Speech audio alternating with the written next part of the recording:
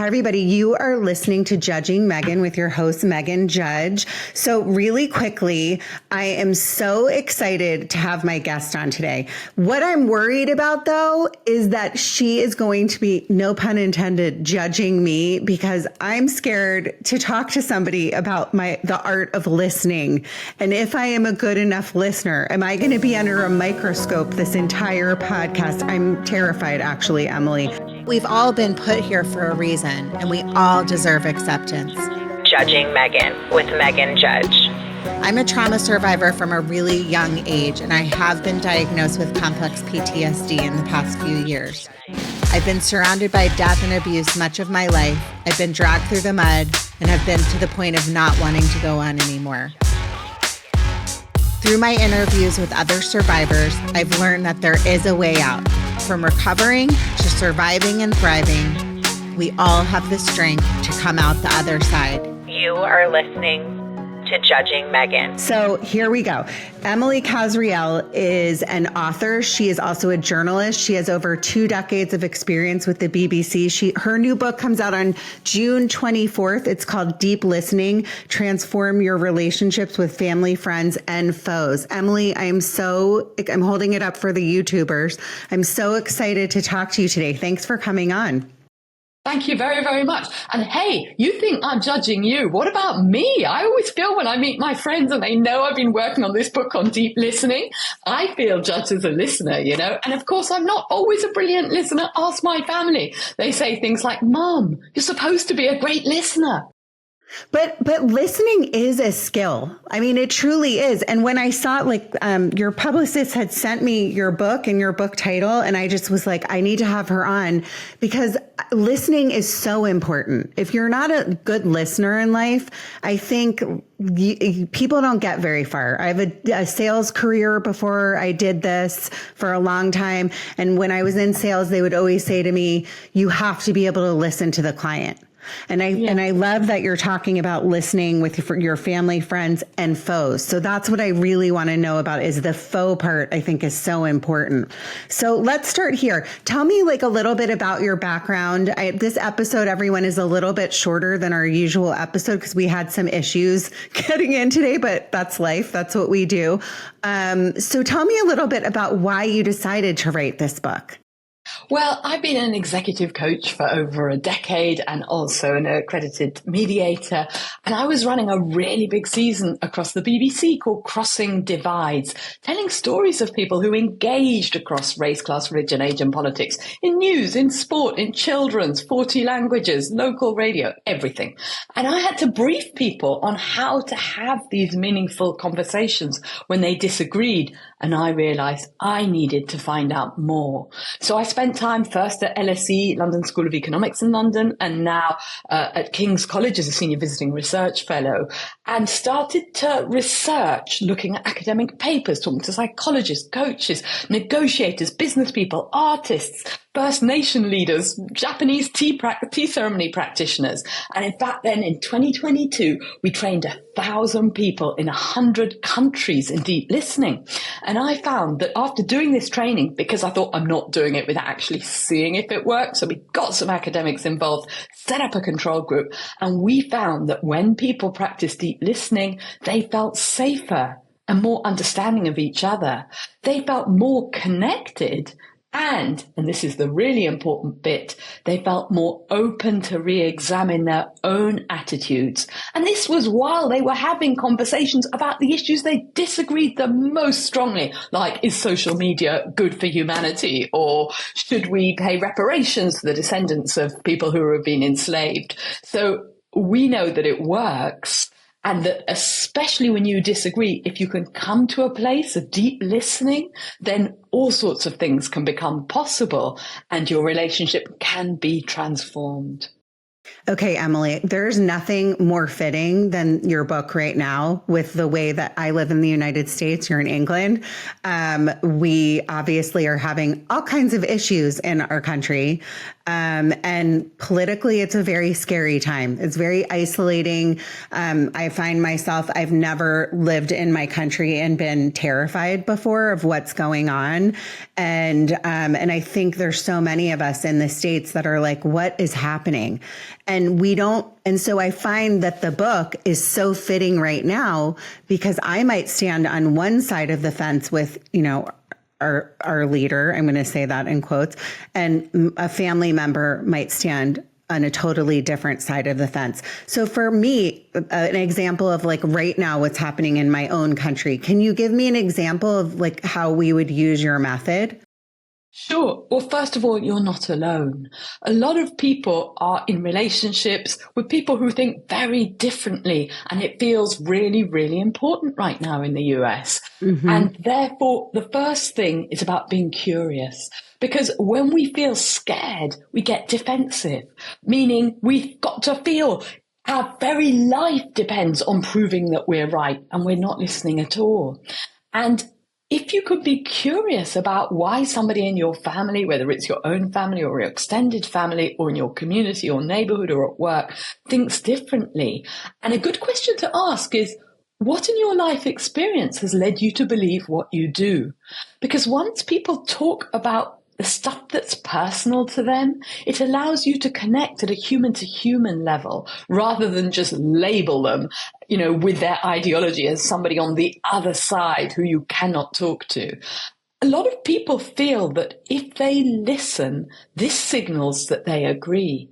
And once you break apart listening and agreeing and realizing that listening is there to understand, not to obey or be contaminated with these views that you might find abhorrent, suddenly all sorts of things become possible. Because when people feel genuinely heard, even in the research that was conducted about my own deep listening project that I just talked about earlier, people become more open to understand different perspectives and appreciate that more than one perspective is possible. Another bit of research evidence that when people felt truly heard, they dialed down their attitude extremity, meaning they feel less strongly about their attitudes because they no longer feel they're fighting for survival and therefore need to defend them. I think that it's fascinating because I think as human beings, we all struggle with being able to listen. I feel so angry right now. That's how I feel. So I think what you're talking about is like maybe taking a step back, and you talk about the 8 steps. So I would love for you to talk about that. But I think I'm just going to talk about myself. I feel so angry that it's almost like I don't want to listen because I'm so passionate about how I feel, right? That I don't even want to give space to somebody that feels differently. And I think that that's what the biggest mistake that's being made right now is, correct? I think you're right. And I think one thing you can do which is step 2, which is taking the time to listen to yourself. Because often when we're really triggered by a thought, an idea, a particular person, it's actually not them. It's our own stuff, our own shadows, which are from all our own experiences, perhaps our own trauma, stuff that's happened to us. And what we do is we project this fear, everything that we find most abhorrent that we can't accept in ourselves, we project it onto the other side, and we label a whole lot of them as being uniformly evil, abhorrent, and stop us listening. And if we can take the time, and I would advise if you have experienced trauma to get some professional help, if it's too hard, because I think, dealing with your own stuff is a lifetime work of a lifetime. Yeah, we all have got our own stuff to deal with. We've all got our family of shadows. And I've illustrated the book. I don't know if you've seen. And in fact, I painted all these shadows inside us who are jostling for attention when we're trying to listen, and therefore giving our own shadows the attention. Listening to ourselves before such an encounter can really be the beginning of acknowledging our own stuff, accepting our own stuff, and then being in a position to really truly listen to another person with openness, with curiosity, with a willingness to accept that the other person believes ideas that may not be our own. So can you give me some examples, like some exercises, for example, on something that we can do in these times? And I hate to make the whole podcast, but I think this is really important. I talk a lot about what's going on in the world. I talk a lot, like you just brought up trauma. That's why I started the podcast to begin with. Give me some examples, and my audience some examples of things that we can do. Well, perhaps think of somebody in your neighborhood who you might have a bit of a relationship, you might know them a bit, but at the moment you are avoiding them because you know they voted differently. Yeah. And think about them and think about step one is finding a safe space, a space which is safe for both of you, a space where you both feel relaxed. So not a noisy cafe. Eat better, a place in nature, or go for a walk. Think about what would be the ideal space for listening and for talking that doesn't feel yours or theirs, maybe a neutral space. And step two is about listening to yourself first. So think about this individual, maybe even before you approach them, and have a think about what's going on for you. Have you got an agenda you haven't acknowledged to yourself?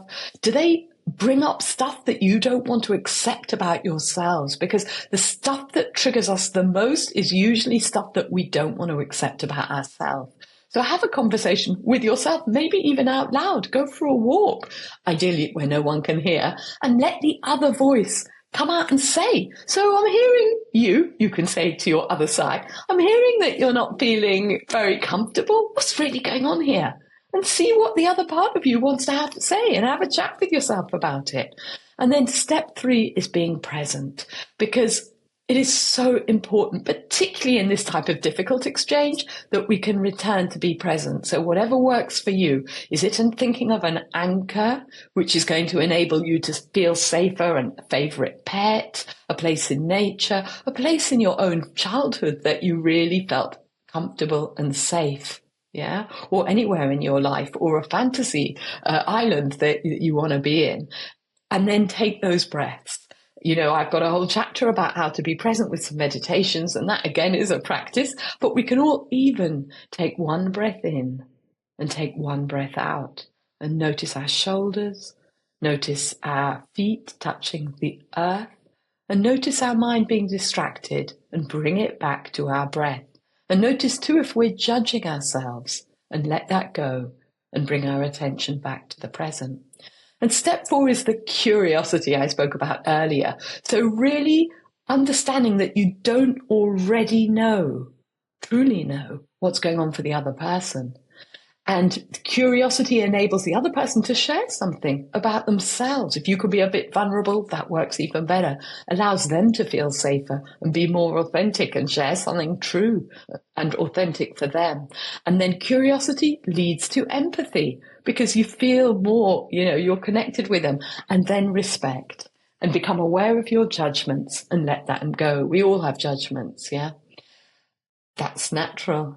And then step five is the gaze. It's so important, unless you're talking to a First Nation elder or maybe you're on the spectrum, otherwise to look the person in the eye. But it's not like a Foucault gaze, the Michel Foucault, the French philosopher, which is there to intimidate. That's what prison officers did to prisoners. This is a warm, accepting gaze. And it's not unblinking. You're allowed to blink. It's warm and natural. They, if they're thinking, will go and wander off, but knowing you're there to receive them will return. Yeah. And then step six is about silence. Learn to feel comfortable with silence. And this is really hard. So many people tell me how awkward silence is, and they want to rush in or help someone complete their sentences. I used to do that all the time, thinking I was helping them. But if you can be comfortable with silence, and again, research evidences that blood pressure reduced, heart rate reduced, even in negotiations, if you tell partners both to be silent, many more win-win creative outcomes than zero-sum. If I win, you lose. And step seven is reflecting back. Now, this is super hard if you're talking to somebody on the other side of the political spectrum. You want to cherry pick the bits you agree with. You want to find holes in their argument. Recognize that about yourself and put that aside. And instead, try and really encapsulate the very truest core of what you've heard. And this isn't just the kind of last words like on an active listening course. This is using Theodore Reich, who is a pupil of Freud, called your third ear, which I like to think near your heart. So you're using the whole of you to listen to the whole of them and offer it back with humility. I hear that you're saying that this politician you don't trust, and I'm sensing that it's because of your experience with other politicians, even local ones? Is that right? And they'll say, yeah, it's not quite that, and correct you. And through that, they will learn more clearly what they feel. And they will then offer that to you. You understand that better and you feel more connected. And it's iterative. You don't just get one go of it. And if you get it wrong, as long as it's there, given with generosity and humility, it doesn't matter if you get it wrong. Because you don't say, you feel that this politician is feeling this. It's not like that. It's your sensing, and it's a gift you offer back to them. And that enables you to step 8 to go deeper and to truly understand what's going on for the other person, even if you even if you don't agree. You don't need to agree. That is what's so liberating. When you listen, you do not need to obey, and you do not need to agree. I find so many of these steps fascinating. The hardest one out of all of these steps that I struggle with is silence. Because we don't know as people, especially with me, I'm like, should I be doing something? Should I be saying something? And I think that's the biggest piece of why we don't listen, because we don't know how to just kind of sit in silence. Right? Yeah. Don't you agree that that's got to be the hardest one? Yep. That when I ask people, and I do trainings in, boardrooms and conflict zones, that is the thing that people find the most tricky, because I invite them to practice with each other 10 seconds of silence. And they always say, that was so awkward. It felt so weird. I was so uncomfortable. Actually, the listener feels more uncomfortable. The speaker has space to unpack more thoughts. Yeah, because it's a warm silence. It's not a manipulative silence to force you to tell more. One person I interviewed for the book, Mariana Iskander, who runs Wikipedia, says when she's having a difficult meeting, she'll always put a glass of water on her table. So to take that pause, she'll have a sip. And that allows her to have that space, calm down, and of course also make sense of what you've just heard. So you're in a better position to sum it up beautifully before offering it as a gift to your speaker. I think too, from what you're saying, that there's so much like anger, and we just don't take the time to take steps back and understand, and the empathy piece of it, which I find so important. Being a listener, learning how to listen, learning how to have conversations with people that don't agree with you. This is huge. I think that if we were doing this right now, really working on this as a society, we wouldn't be in the place that we're in right now. Do you agree? Yeah, I completely agree. But what's exciting is that More in Common, the NGO, along with YouGov, did a survey across 2,000 Americans for the book. It's completely representative. And we asked them, would you like to learn to listen better? Half the people said yes. And then we said, why? What's the biggest motivation? Is it to get on better with your family, to learn to listen to people who think differently, to do better at work, to get on better with your friends, to be more comfortable with silence, or to stop interrupting? What do you think was the number one motivation? Oh God, that's a hard one, Emily. Family? Am I wrong? You are wrong, in fact, but you're not. The result shocked both me and Tim Dixon, who runs More in Common. It was to learn to listen to people who think differently. So that both, and the same result in the UK, interestingly enough. And so people really want to do it, but they don't know how. And that's why I hope that my book will provide them with a guidebook, so that it gives them the confidence, the inspiration, and the know-how to begin to embark on these conversations. And they're not easy. Start, I would say, with deep listening with somebody you don't disagree with, somebody you do agree with, a friend, a family member, and it's, by the way, not for every single conversation. If you had to do all that silent stuff, if I asked you for a cup of tea and you went, I'd probably throw the tea in your face or something. This is for those conversations that really matter and when we disagree. So what you're saying is, don't do this with my 15-year-old daughter. Probably not a good fit. That's not at all. That's a joke. No, I mean, actually, yeah. Teenagers, it is brilliant. I mean, teenagers famously do not want to share. You come and say, how was school? Somebody once said to me, with your teenagers, and my kids are no longer teens, but I've been through it, said to me, teenagers expect their parents to be pot plants. You just sit in the corner of the room and wait and be there and do absolutely nothing. And then you're an ideal parent of teenager. Going for a car journey, brilliant with teens, because somehow the noise of the traffic makes the silences feel less awkward. You're side by side. You're not having that pressure looking at each other, where you traditionally, if you're face to face, either you want to kiss each other or hug or kill each other. Side to side can work better, or go for a walk, and just providing the space. And I think a lot of times with teenagers and children, we feel we need to fix them. We need to make it better. We need to cheer them up. We need to come up with a solution. And once we realize, actually, they just want to be heard, including their difficult thoughts. Often we don't feel comfortable when our child shares, I'm feeling really awful. And we say to them, oh, I'm sure it's not that bad. Or let me go and take you out. And why don't we have an ice cream? Or we do anything but to stay with those feelings because we ourselves feel threatened by them. And if we can say, it's sounding kind of tough right now, a tough day. Is that right? They'll go, yeah. And the one question you can ask, by the way, do not ask questions. When you ask questions, you take them down your path. You say, if you said to them, so was it your teacher who was horrible to you? That's what you think. And that shuts them up. But instead, if we, it sounds like it was really tough. And they go, one question you can ask, tell me more, which allows them to determine which avenue to go down. But they'll say, yeah, so-and-so it was, she was getting at me again. And you're listening not just to the words, but to the notes between the words and their emotions. Emotions are critical. So you reflect back. After a few seconds of silence, I'm hearing you say that it feels like she's getting at you yet again, and it feels like you're maybe even trapped. And here you're guessing, but you're going into that difficult space and allowing them to voice these difficult feelings. And what you'll find with a lot of kids, that they'll, continue down and then of their own accord say something like, actually, it wasn't that bad because she wasn't like that yesterday. But it's because they've been heard with the full force of what they're feeling, that they themselves are ready to move on or to find a solution if they're, appropriate age. I think it's so important too, because as a mother, I'm learning. So I had a young author that was 22 on pretty recently, Carrie Burke, and she wrote this book called Mindfire. And she told me in the book, one of the biggest takeaways as a mother-daughter relationship that I learned from her is don't put my stuff on her. Like, don't compare our situation. So I would think in listening in general with kids or with somebody you don't agree with, we talked about. Or my last question, like for the sake of time, is with the book. So say you have somebody, you're in a friend breakup. I'm just going to give an example like that.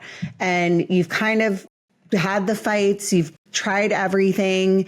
You just need space from the person and you feel like maybe I don't want to be friends with them. I'll use the politics thing because I personally am going through this. I don't see eye to eye with you, so I think our relationship is over for now because I can't seem to make this work the way that you think and the way that I think. Is it okay to walk away, or do you think like you still give the relationship a chance and try some of these exercises, for example? I would say I have friends, in fact, one of my closest friends who politically thinks very differently from me. And sometimes we argue, but I relish the closeness of our friendship, which isn't just about politics, because we have so many parts of our identity. We're not just one. It's called affective polarization when you label somebody not for what they believe in, but because they belong to a different camp, and therefore you believe a whole host of things around them.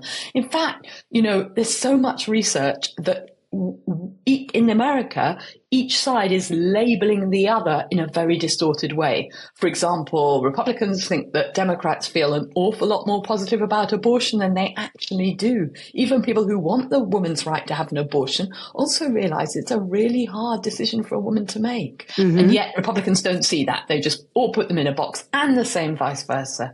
So of course, you can do what you like with your friendship and make your own decisions. I'm hardly one to preach or to say what people should or shouldn't do. But in this sort of situation, I'd like to invite you to think about the things that you value about your friendship, which is not about their politics. my sense is the reason that we feel we can't listen or even be friends with somebody who thinks differently, because we feel it's a moral, aberration, that we are somehow surrendering our moral values, that we will be contaminated by these evil things.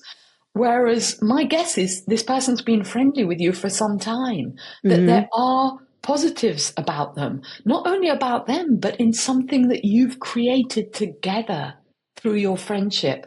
And if you are able to start listening to them and thinking about what it is about them that you feel so uncomfortable, how much of it is yourself? Because, who are we to judge each other? So many of us have, and you could maybe ask them, what in your life experience has led you to feel what you do, to get more of a sense, and ask, see, when you're listening to them, where can you be surprised? Because most people have a really complex notion of the world. We need to introduce nuance and complexity rather than put people into boxes and dismiss them. That's what I believe. Maybe taking a step back too, and like I'm talking about myself, humbling myself a little bit to know that I'm not always right. And I think that the art of listening is so important. It takes practice. It takes skill. What is the biggest takeaway that we can take from your book? I'm going to hold it up again real quick for my audience. It's about being curious.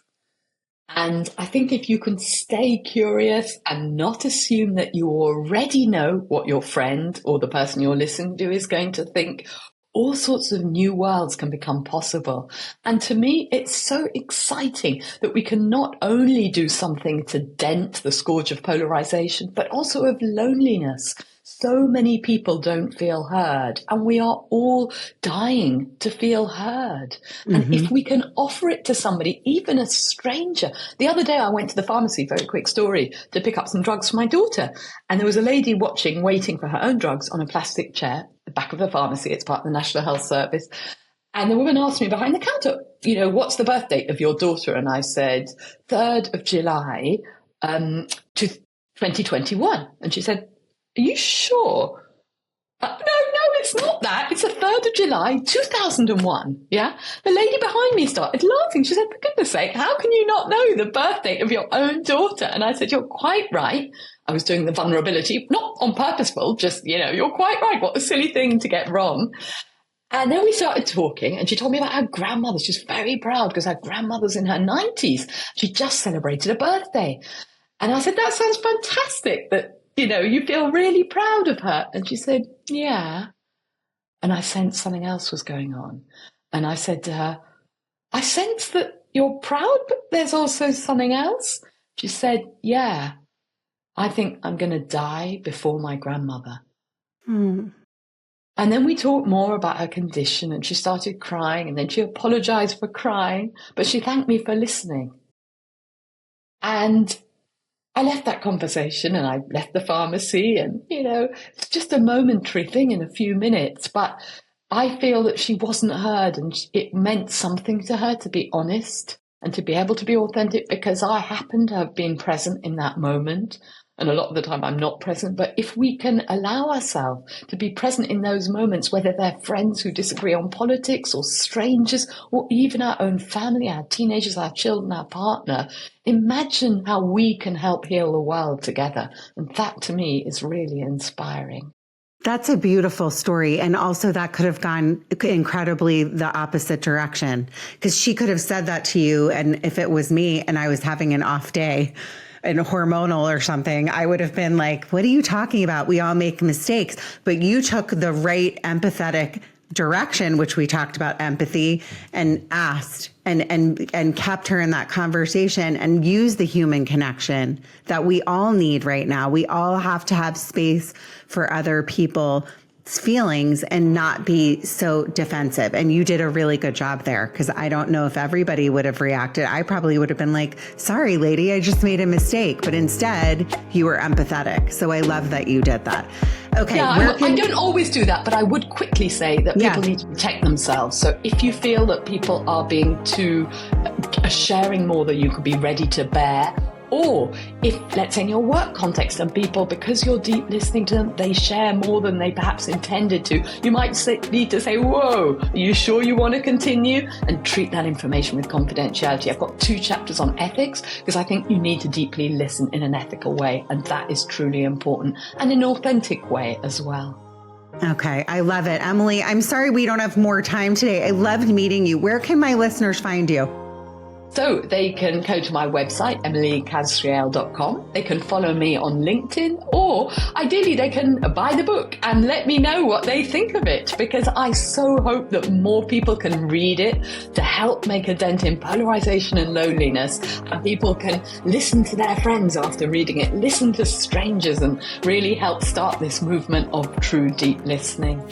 I loved meeting you today. Thank you so much for coming on. Everyone, keep going. You matter. Your story matters. Thanks, Emily. Thank you so much, Meghan. Judging Meghan with Meghan Judge.